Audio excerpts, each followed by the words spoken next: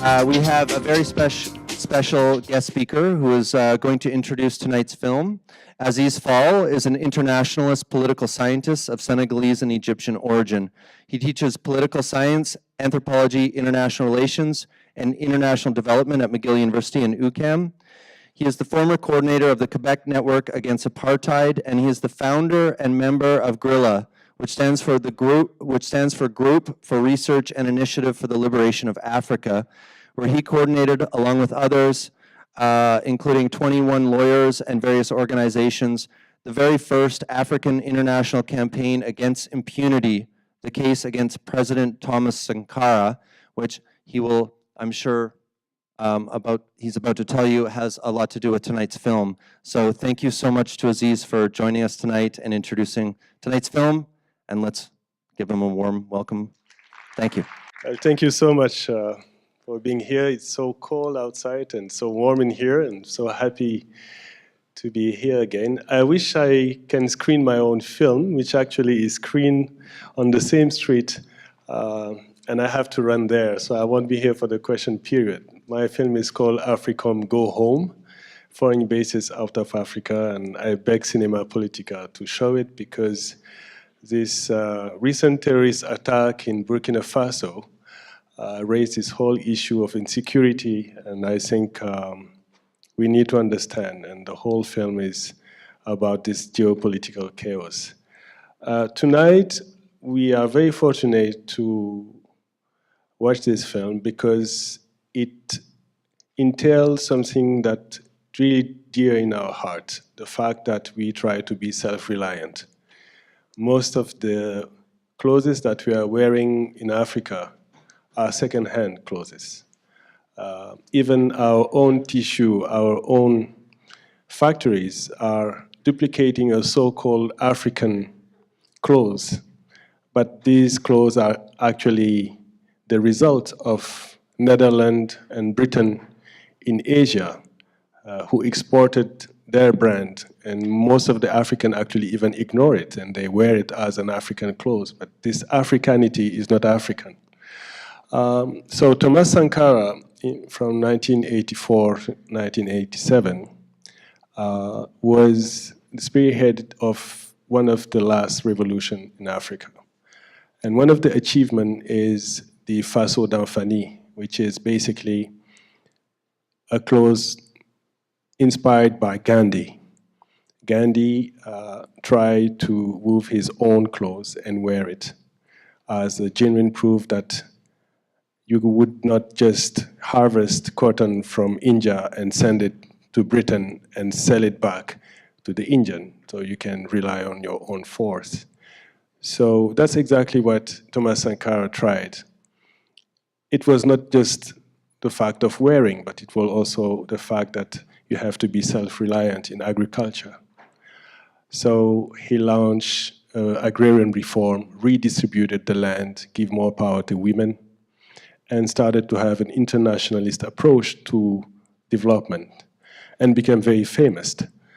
Unfortunately, a plot by French authorities, American and local regime in West Africa got rid of Thomas Sankara with 12 of his comrades, and after 10 years, the people in Burkina Faso were still waiting for an explanation of what happened because his death certificate was saying that he died of natural death.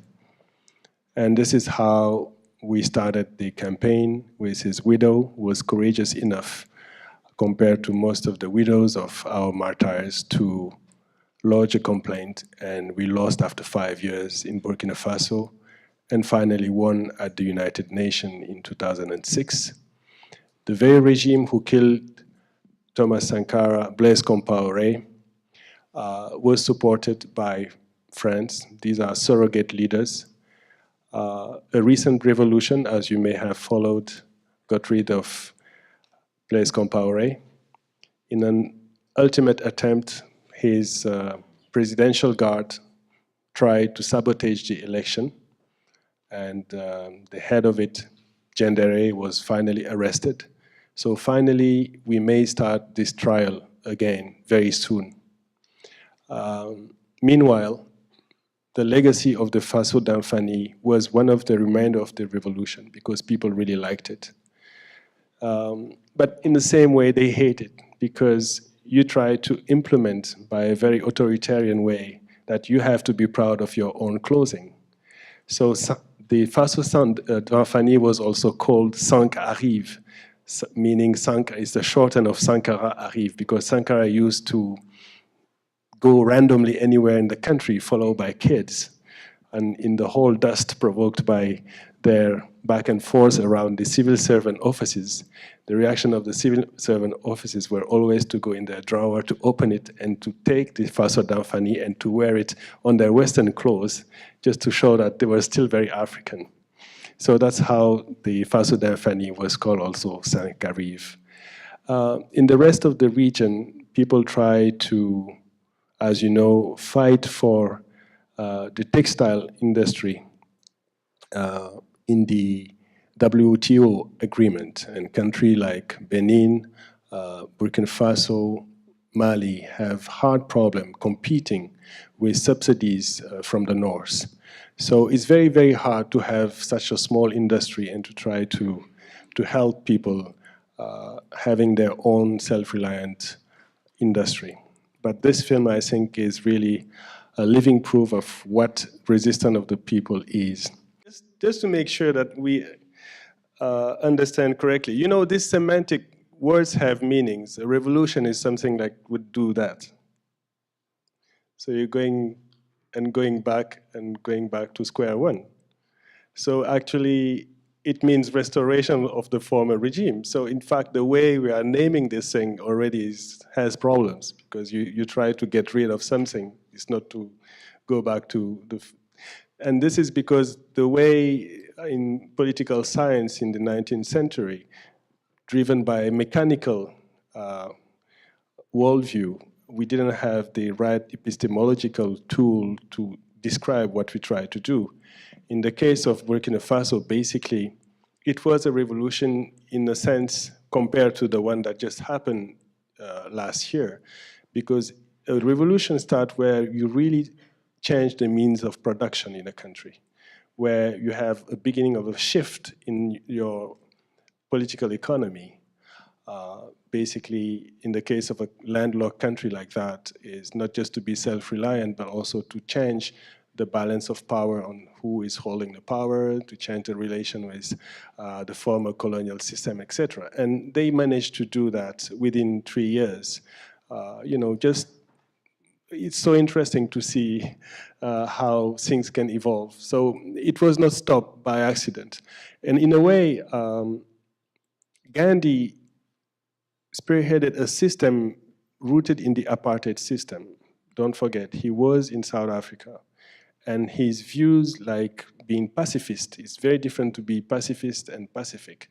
Because pacifist, like you slap on one face and you just give the other cheek until the person understands. And the Boer couldn't understand that. They would have killed him. So he went back to India. And the rest is history. As you know, Mandela spent 27 years, but he was one of very rare who was not killed. So in a way, these people did trigger revolution processes in India, you know, by simple gesture, like going to refuse to pay the price of salt on one shore of the Indian Ocean and crossing with his own people to the other side. Just by those simple gestures, he managed to shake the biggest empire ever, which was Britain. So same for Sankara and for Mandela and so on. So I think we have to pay a lot of respect to those people. They are individuals like us. You know, they suffered a lot and they trigger processes, and the rest is how popular participation, genuine enough, is able to endorse. In the case of Sankara, I think he was way ahead of his society, which was not necessarily backwarded, but not ready for a revolutionary process. So it's a long road. Today we need an ecological revolution. We don't have any, but we all have the spirit, I'm sure, in the room. Voilà.